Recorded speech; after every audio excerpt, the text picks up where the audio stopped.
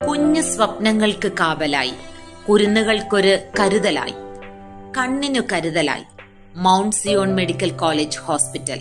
ഒപ്പം കാരുണ്യ ആരോഗ്യ സുരക്ഷാ പദ്ധതിയും. Mount Zion Medical College Hospital, Adoor.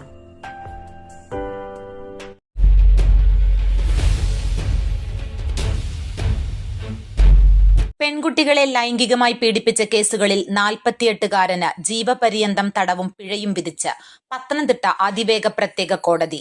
Aranmula police station inspector CK Manoj FIR register ചെയ്ത് അന്വേഷണം നടത്തിയ 2 കേസുകളിലാണ് ആറുമുള ഇടയാറന്മുള മോടിയിൽ വീട്ടിൽ MK സുരേഷിന് പത്തനംതിട്ട അതിവേഗ പ്രത്യേക കോടതി ജഡ്ജി മഞ്ജിത് T ശിക്ഷ വിധിച്ചത്.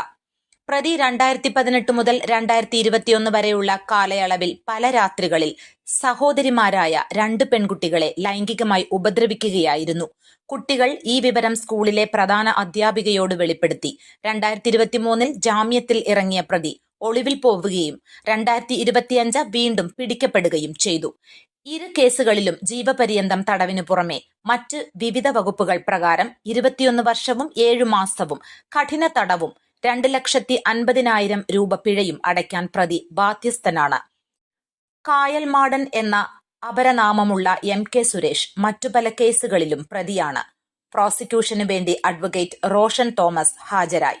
ASI ഹസീന കോടതി നടപടികളിൽ സഹായിയായി. News bureau, Pathanamthitta.